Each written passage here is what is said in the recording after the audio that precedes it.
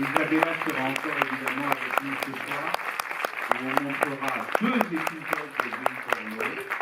Et évidemment, Blue Velvet, ça sera l'ouverture nocturne du festival. Alors là, Isabella, on va avoir un court-métrage, un portrait de votre père. Ah, oui. Le film de Guy Maddin. Ah, oui, j'ai écrit. Oui. Voilà. Je croyais que c'était un film de quelqu'un d'autre. Non, pas du tout. C'est votre portrait. Oui, alors en 2006, mon père aurait eu 100 ans. Et je savais qu'il y aurait des musées, qu'il aurait dédié une rétrospective. Et j'ai eu envie de raconter le père selon moi, selon mon point de vue. Et je venais de jouer un film avec Guy Maddin qui va être montré, The Saddest Music in the World, qui va être montré dans cette rétrospective. Et alors, les images de Guy Maddin, c'était les images que j'avais vues de mon père. Tous les films que mon père avait fait tout de suite après la Deuxième Guerre mondiale, quand il y avait encore de la difficulté, des cinémathèques, ils n'avaient pas le même argent que le Louvre ou les grands musées. Toujours pas. Toujours pas, il n'est pas encore arrivé. Et je voyais les pellicules de mon père se détériorer. Et j'avais l'impression qu'il allait disparaître.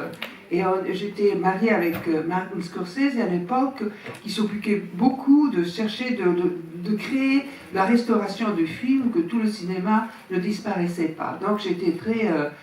Et quand j'ai vu le film de Guy Maddin, je me suis dit, voilà, que Guy Maddin s'amuse ces espèces de ectoplasme, cette espèce de cinéma qui est en train de se détériorer.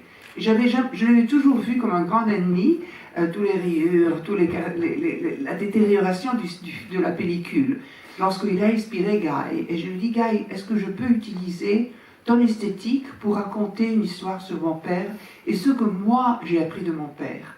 Et donc, j'ai écrit My Dad is 100 Years Old. J'ai joué tous les rôles comme une espèce de mémoire d'enfant, où je me souvenais qu'il y avait Federico Fellini au Alfred Hitchcock à la maison, Selznick.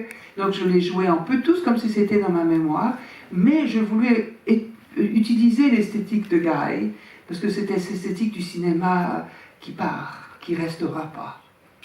Alors voilà pour ce film-là. Et puis l'autre film, c'est un des chefs-d'œuvre de vos parents, oui, parce que c'est vraiment un grand film fait à deux, oui, Roberto Rossellini et Ingrid Bergman.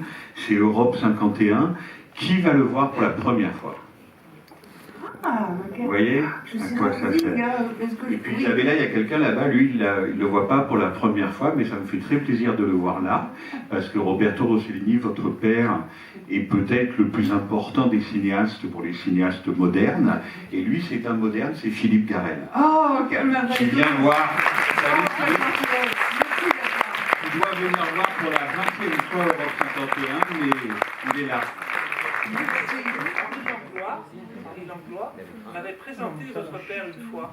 Il m'avait dit viens Philippe, je vais te présenter quelqu'un.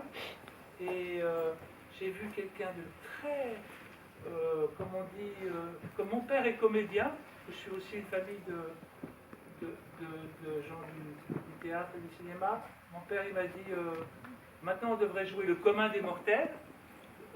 Comme manière de personnage, le commun des mortels. Et quand j'ai vu arriver votre père dans le jardin du parc Montsouris, j'ai pensé ah, c'est le commun des mortels qui représente Roberto Rossellini. Et c'était Roberto Rossellini. Merci Philippe, et merci d'être là. Merci. Alors Isabella, ce film. Alors, Europe 51, donc... J'étais dans le ventre de maman quand elle a fait le film. Donc c'est vraiment mon début. Je suis née en 52, maman était enceinte quand elle a fait ce film. Papa venait de faire un film juste avant Europe 51 qui s'appelait I Fioretti di San Francesco. En français, c'est quoi les Fioretti de San Francisco, qui a été écrit par Federico Fellini, qui était un grand ami de mon père, qui était plus jeune, et qu'il a commencé à travailler avec mon père en écrivant les scripts, en faisant l'assistant à mon père, mais aussi c'était très ami, et papa était toujours très touché et très inspiré par ce jeune garçon qui avait tellement de talent. Et donc, quand ils ont fait Saint Francis, ça s'appelle en français San Francesco, ils se sont On demandé... l'appelle les Fioretti. Les Fioretti. Mais après qu'ils ont fait le film, mon père s'est demandé, mais s'il y aurait un saint dans la vie moderne, est-ce qu'on va penser la même chose qu'on a pensé de Saint Francis, qui était un fou, un excentrique? Et donc, il a écrit avec ma mère, Europe 51, que c'est l'histoire d'une sainte, mais au moment de la modernité. Europe 51, c'était après la guerre. Et moi, j'ai toujours vu ce film avec un regard... Je l'ai vu plusieurs fois, et je dois dire que quand je vois les films de mes parents, chaque fois que je les vois, j'apprends quelque chose d'autre. Peut-être parce que je les ai vus quand j'étais petite, et puis quand je mûris, je deviens de plus grande, j'arrive à voir des choses que je n'avais pas vues quand j'étais enfant. Et maintenant, ces jours-ci, j'ai l'impression qu'Europe 51 raconte l'histoire d'une Italie après la guerre. Après la guerre, qui se demandait la moralité, qui se demandait qu'est-ce que c'est d'être bon, qui sont les méchants, qui sont les bons, où est la moralité. L'Italie venait sortir d'être alliée aux fascistes, au nazisme, au fascisme, et c'était vraiment la restauration de tout ce côté moral, parce que l'Italie a été très immorale. Et Europe 51 raconte ça. Et avec une Ingrid Bergman, et à l'époque on en a beaucoup parlé, qui joue ce rôle sans maquillage, et qui donc est une épouse d'industriel romain, complètement éloignée des problèmes de la société, et dont les gens disent qu'elle est folle, comme toutes les saintes. Comme toutes les saintes. Oui, et en fait, c'est une sainte, et on ne raconte pas le film en disant ça, mais c'est un chemin vers la sainteté. C'est quelqu'un qui est très riche, donc le film commence avec ma mère, une grande bourgeoise, très riche, avec elle. Il a un enfant, qui a un grand drame dans la vie de l'enfant, qui cause une crise dans ma mère. Mais vous allez voir que tous les discours qu'il fait avec son meilleur ami, ce sont vraiment les discours du début de la guerre froide. Qu'est-ce que c'était l'Italie? Est-ce que l'Italie, on a eu comme en France d'ailleurs, nous avons eu un parti communiste ou socialiste qui était très fort, et d'un autre côté il y avait la démocratie chrétienne et des autres partis mais il y avait vraiment une tension entre les deux, et aussi le fait de comment se rétablir moralement après la guerre, surtout parce qu'on a été les fascistes.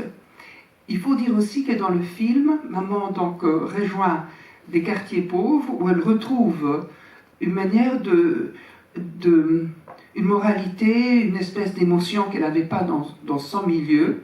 Et la femme qui joue, la femme qui est pauvre, qui est dans le quartier, plein d'enfants, elle s'occupe de tout ça, c'est Giulietta Masina, la grande actrice qui était mariée avec Federico Fellini. Et ça, c'était la grande amitié de ma famille, Giulietta et Federico. Et peut-être une dernière chose, je pense que l'inspiration intellectuelle du film, c'est une philosophe française, c'est Simone Veil, non pas la femme politique, ça se prononce pareil, mais ça ne s'écrit pas pareil. Simone Veil, la philosophe française, et c'est vraiment l'inspiration pour votre père, l'inspiration spirituelle et l'inspiration intellectuelle. Mais la France toute, la France toute était une grande inspiration pour mon père, parce que c'est en France, grâce à Henri Langlois, François Truffaut, Godard, parce que les films que mon père... Alors mon père et ma mère, moi je dis toujours, ils ont fait 5 films ensemble et 3 enfants. Et il y en a encore un après celui-là, qui est La Peur. Oui, qui est La Peur aussi. Donc, et les films de mes parents n'ont pas eu de succès du tout. Ils étaient très mal critiqués.